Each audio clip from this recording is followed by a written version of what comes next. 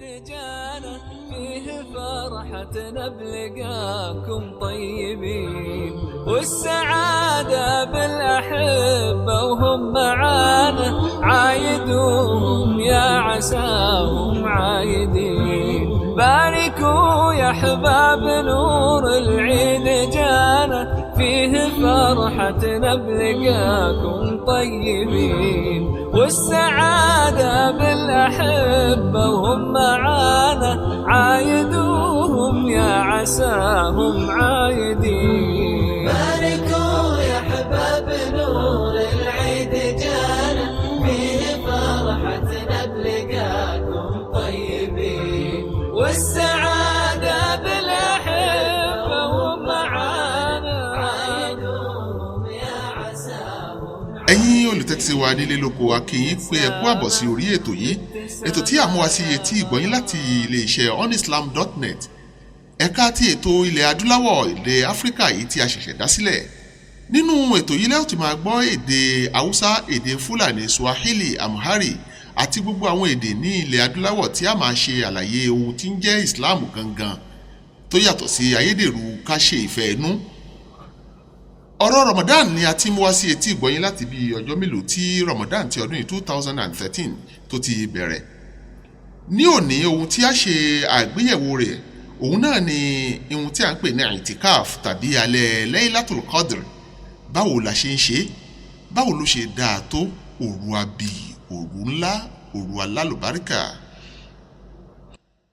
Bismillahir Rahmanir Rahim.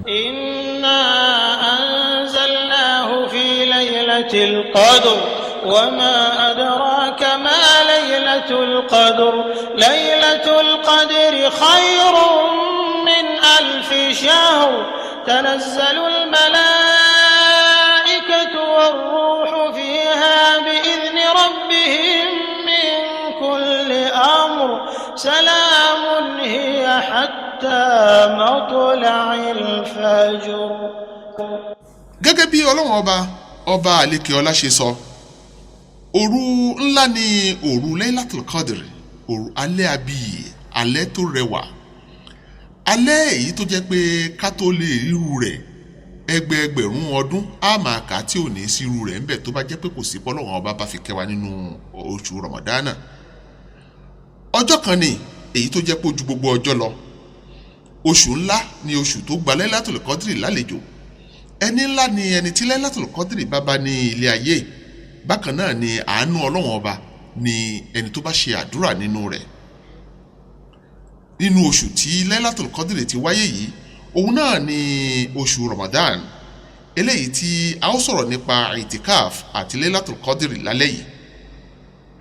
Kí ni àwọn àǹfààní àti òfin tí ń bẹ nínú itikaf?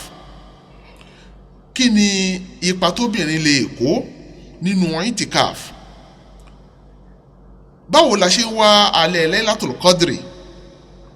Ǹjẹ́ kí ni ààyè obìnrin tó bá ń ṣe nǹkan oṣù lọ́wọ́ pẹ̀lú Laylatul Qadr? Gbogbo rẹ̀ la ó máa gbọ́ nínú ètò yìí ní alẹ́ òní. Àwọn àǹfààní àti òfin tí ń bẹ nínú itikaf.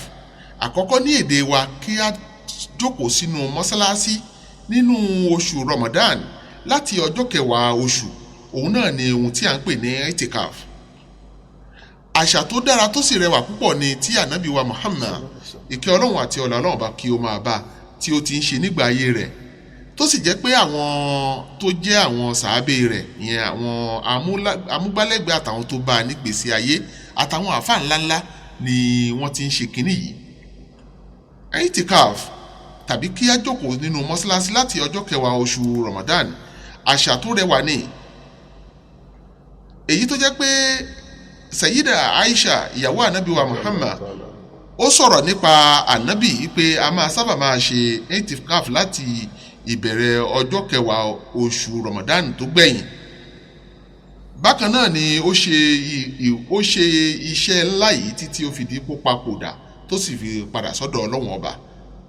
Lẹ́yìn eléyìí, ọ̀pọ̀lọpọ̀ àwọn ìyàwó ànábì ni wọ́n ṣe tó yẹ pé wọ́n fi ara sínú mọ́sálásí láti ọjọ́ kẹwàá tó gbẹ̀yìn nínú oṣù Ramadan.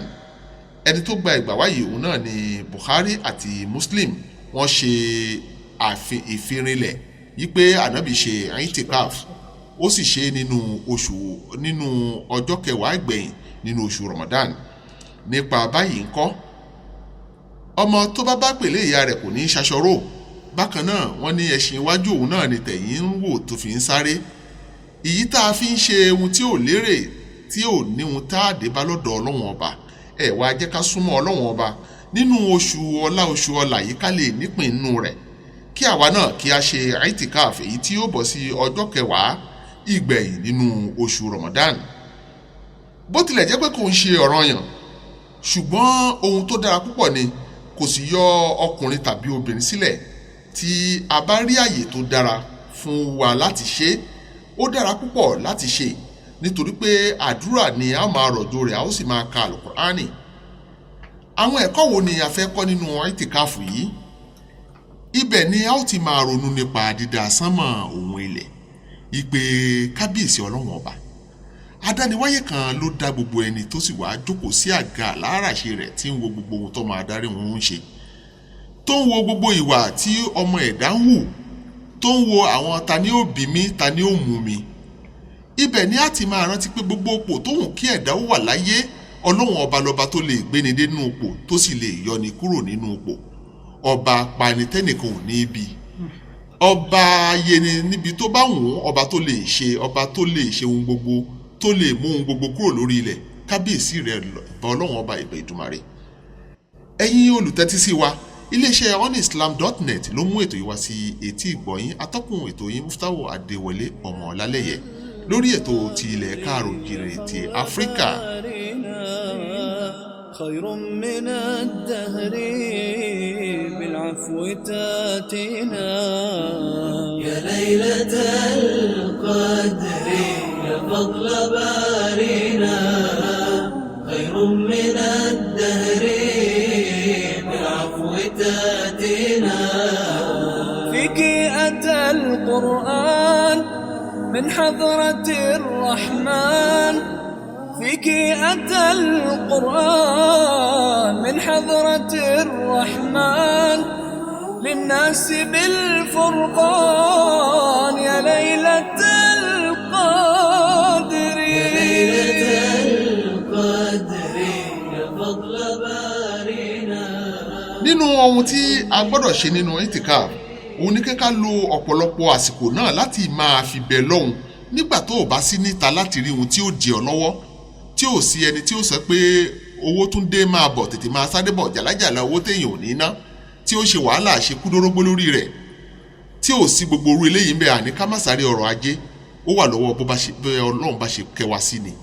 Ṣùgbọ́n ká lo àsìkò yìí láti fi wà nínú mọ́sálásí níbi tó dákẹ́, tí ò jẹ́ pé a máa rojọ́ máa sọ̀rọ̀ ọlọ́rọ̀ lẹ́yìn. Itikaf ó dára púpọ̀, ibẹ̀ la ó ti ronú nípa Ọlọ́run ọba. A ka Alukurani, a lè ronú nípa ọ̀rọ̀ tí Alukurani ń tọ́ka sí. Ibi tí Alukurani ti ní ká yẹ̀ fún nǹkan burúkú, a yẹ̀ fún. Ibi tó sì ti ní ká ṣe ohun dáadáa, a mọ̀ báwo ni a ṣe fẹ́ ṣe dáradára níbẹ̀. Bákan náà ni a máa ṣe ìrántí Ọlọ́run ọba, a máa ṣe àwọn àzíkìrì yìí tí wọ́n fi rántí, tí ò ń ṣe àṣejù tá a fi dí àwọn ènìyàn lọ́wọ́. Tó yẹ pé ńgbà tó bá wà ní ìtìkáàfù tirẹ̀ ló máa pariwo kán lè mọ̀ pé kárí mi ń bẹ, pé o mọ Ọlọ́run ọba sìn. Eléyìí kọ́ ni o. Èyí tá a wí ni pé ká fi ara, ẹ̀mí àti ọkàn ká fi sin Ọlọ́run ọba, ká lọ sínú ààyè ibi tí Ọlọ́run ọba tá a ti ń pe Ọlọ́run ọba ti ń jẹ́. Ká fi gbogbo àlámọ̀rí wa lé Ọlọ́run ọba lọ́wọ́, pé gbogbo ohun tó bá ṣeé ṣe àlọ́ba àmì Èdùmàrè ló ń ṣe. Ohun tí ò bá ṣeé ṣe kò sí ẹni náà káàfàtà tó lè dáwọ́lé tí ó ṣeé ṣe. Ọlọ́run ọba, a bẹ̀ Ọlọ́run nínú oṣù Ramadana yìí, ṣe wá ní ẹni tó rí òdodo tí ó máa gbọ́ ò, ṣe wá lẹ́ni tí ó rí aburú tí ó jìnà sí, ṣe wá lẹ́ni tí yóò jìnà sí ẹ̀ṣẹ̀ tí ò ní máa kó ẹ̀ṣẹ̀ jọ ní gbogbo ìgbà. A bẹ̀ Ọlọ́run ọba nínú ọlá ńlá rẹ̀, èwe wa àti àwọn òpó wẹrẹ wa, Ọlọ́run bá wa tọ́ wọn sójú ọ̀nà mímọ́. Gbogbo ẹni tó ti dàgbà, Ọlọ́run ò ní ṣe wá lágbàáyà. Gbogbo ẹni tó ń bẹ lókèèrè, Ọlọ́run ṣe wá, jẹ́ ká rí àdélé bá rí. Gbogbo ẹni tó ń bẹ lórí ìrìn àjò, ká délé láyọ̀, ká bá àwọn ara wa láyọ̀. من الرحمن العفو والغفران ما أكثر الإحسان في ليلة القدر ليلة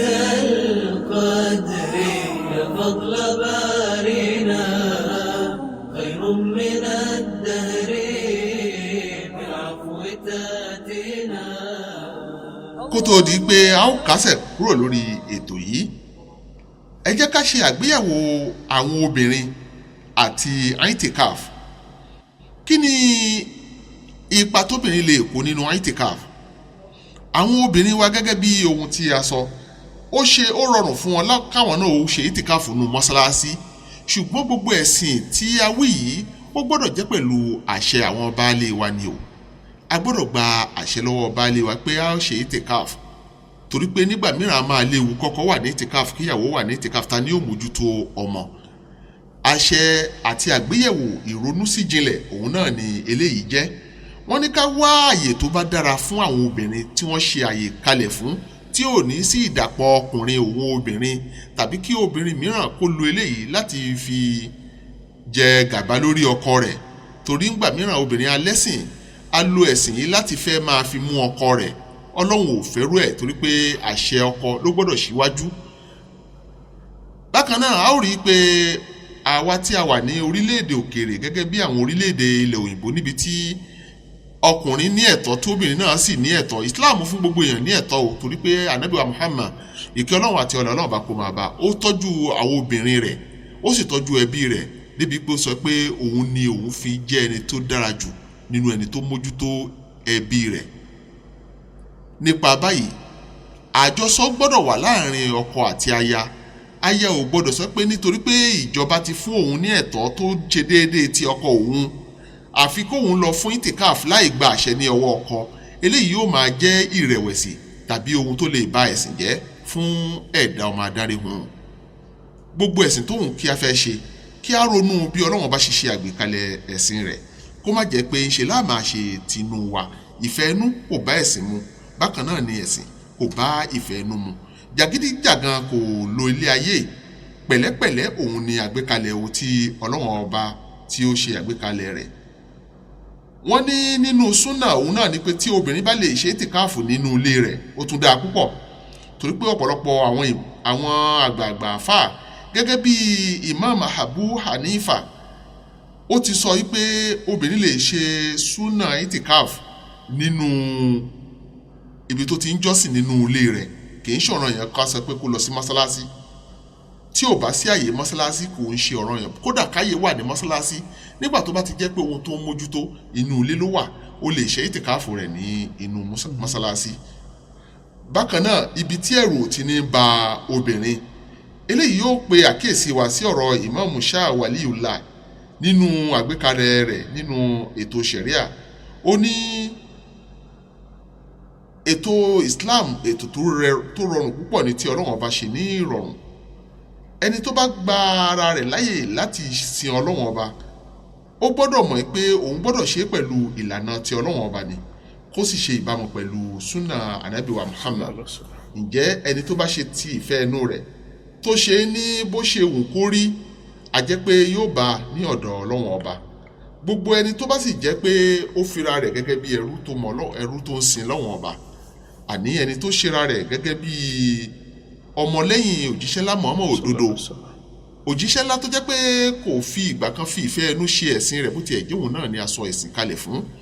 Ó tẹ̀lé ìlànà Ọlọ́run ọba, Ọlọ́run kọ́ lẹ́kọ̀ọ́, ó lo ìlànà Ọlọ́run ọba, ó fi ṣe ti Ọlọ́run, ó sì mú àwọn ènìyàn, ó kó wọn sí ojú ọ̀nà ti Ọlọ́run ọba. Olùtẹ́tí sí wa, ẹ má jẹ́ ká ṣe tiwa lọ́tọ̀, jẹ́ ká tẹ̀lé ìlànà ti Ọlọ́run ọba, eléyìí tí yóò jẹ́ ká rí ìyọ́nú Ọlọ́run ọba nílé ayé àtijọ́ gbéda alkiyama.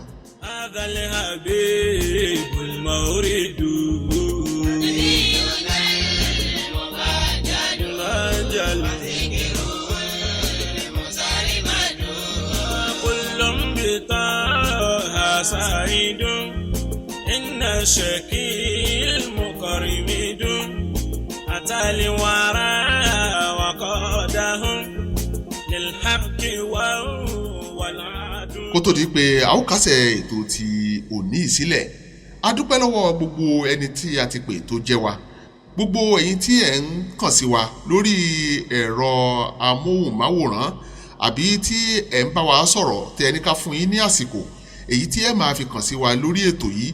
Gbogbo ètò yìí ni ó ti ń wà nílẹ̀ ní sẹpẹsẹpẹ tá a máa kàn sí tá a bá ti ń ṣètò lọ́wọ́. Ẹni bá ní ìbéèrè, a máa dáhùn ìbéèrè yín, a ó sì máa fi ránṣẹ́ sí yín sórí ẹ̀rọ ti Facebook.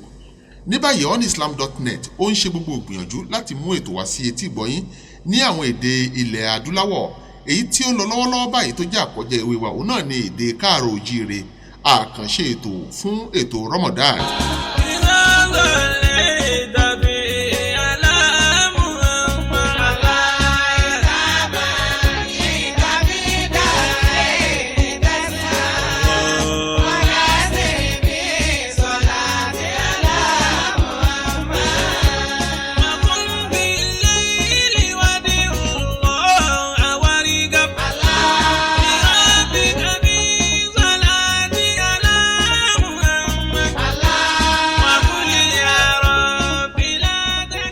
A ó parí ètò wa lórúkọ yín àti orúkọ èmi olóòtú ètò yìí Muftahu Adéwọlé Ọlálẹyẹ, akí onímọ̀ ẹ̀rọ wa Ahmed Farag àti amúgbálẹ́gbẹ̀ẹ́ rẹ̀ Aya Yunus wípé wọ́n ṣeun.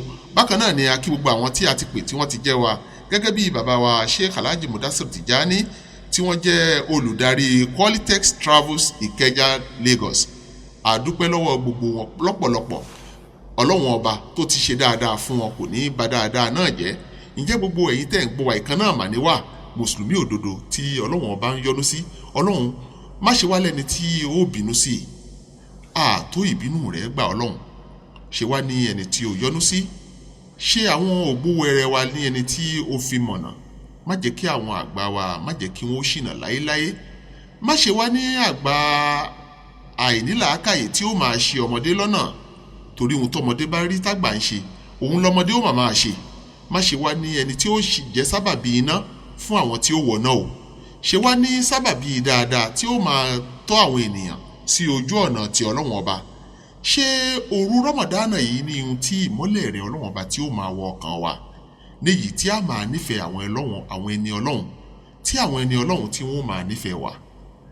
Ṣé òru Ramadan àti ààwẹ̀ tí a ń gbà yìí ní ohun tí ó máa jẹ́ ìkẹ́ ohun ìgẹ̀ fún àwọn òbí wa, àwọn tó ti kú nínú wọn ni àti àwọn tó ń bẹ láàyè. Ṣé ní ìmọ̀nà fún àwa tí à ń bẹ ní ilé ayé. Ọba Ọlọ́run ọba aláàánú ni ọ́, kò sí ẹni tá a lè pè tó yàtọ̀ sí ìrẹ Ọlọ́run ọba. Kò sẹ́ni tí ń bẹnu wa tí ò ní ìṣòro, gbogbo ìṣòro tí ń kojú wa ní àsìkò tí a wà yìí. A bẹ̀ ìwọ Ọlọ́run ọba Sátì kó o bá wa yanjú ìṣòro wa. Ọlọ́run ọba o, aláàánú ni ẹ́, akáàánú ni ẹ́, ọba tí ń ṣàánú, ọba àtẹrẹrẹ kárí ayé. Ìwọ náà ni ọba àtẹṣọmáka, ìwọ ni ọba fúnni másìrègún, ìwọ ló ọba tó jẹ gàba lórí gbogbo nǹkan, láìsí rẹ káàfàtà kò sí nǹkan kan lá. Ọlọ́run a fi ọ̀rọ̀ wa lé ẹ lọ́wọ́ ní òru Ramadan ti alẹ́ òní. Gbogbo àdúrà tí a bá ṣe Ọlọ́run gbà fún wa.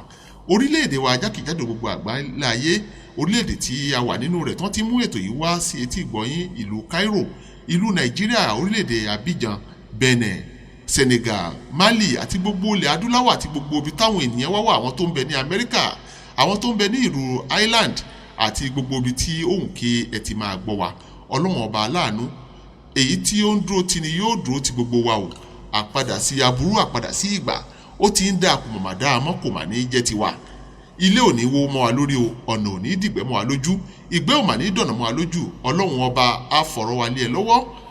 Lórúkọ gbogbo àwọn òṣìṣẹ́ tí ń bẹ ní onislam.net ẹ̀ka tilẹ̀ Áfíríkà, atọ́kùn ti ètò alẹ́ òní Muftahu Adéwọlé ló ń kí yín yí pé assalamu alaikum wa rahmatulahi ta'ala wa barakatuh.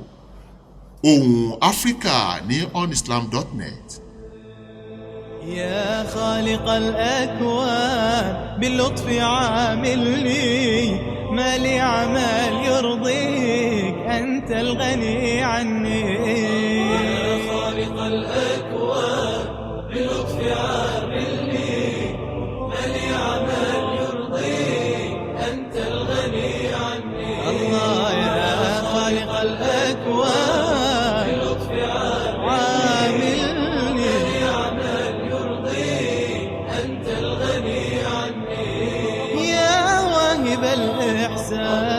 تقواك ألهمني خاب الذي يعصيك سبحانك ارحمني.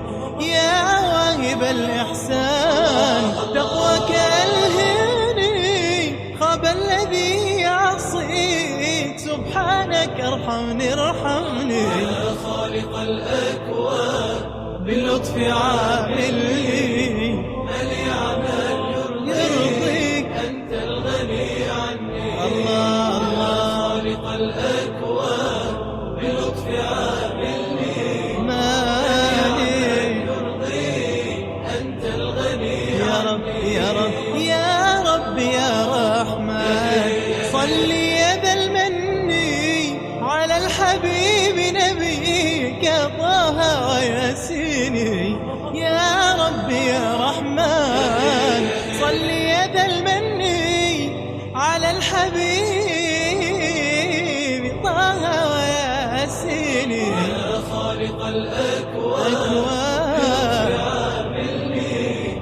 مالي عمل يرضيك أنت الغني عني يا خالق الأكوان الله